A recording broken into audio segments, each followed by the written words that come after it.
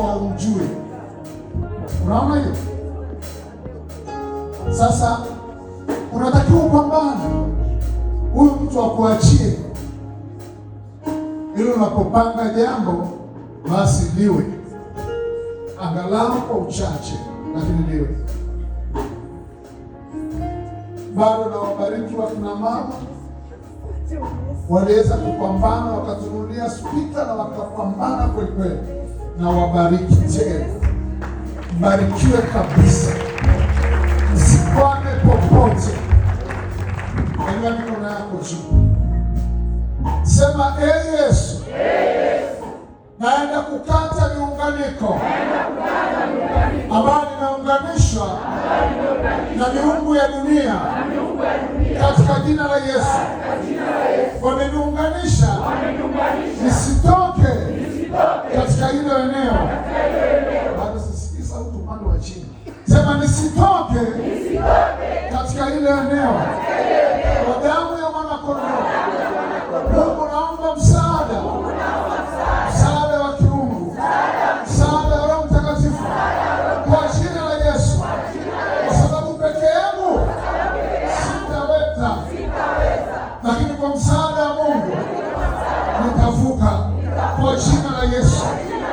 Fanya namna hii, tunaenda kukata miunganiko ya miungu. Unatamka kabisa, nakata miunganiko ya miungu. Unaanza kuhesabu, kama ni mama yangu amenifunga na kata, ni baba amenifunga na kata, ni ndugu karibu, ni wako ulikoolewa na kata, na kata na nguvu ya maneno walionena, kwa sababu wakati wanafunga yako maneno wananena.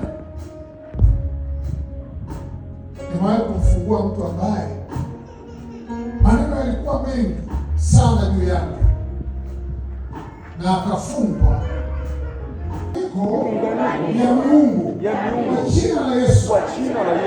Unataja kama umefasa watu wa karibu wana tabia ya kuwafunga watu, maana wao ndio wanakujua ukizani wao kama za miungu. Kata hizo kamba, kata miunganiko kwa jina la Yesu. Uliyefungwa na miungu, kata kabisa. Yesu kata, kata miunganiko, kata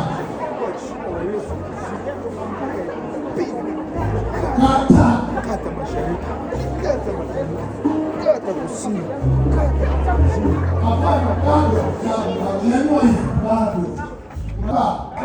sema miungu ya dunia kwa damu ya mwana-kondoo. Sema moja, sema mbili, sema tatu.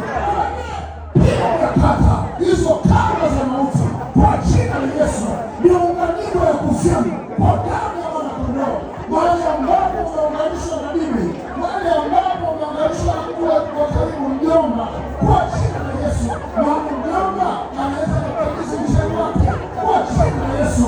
Kata kabisa, ndio kata. Pokezana mikono yako, kata, ndio kata kabisa, kwa watoto wako, kwa ndugu zako, kwa jina la Yesu. Kata kabisa, ndio kata.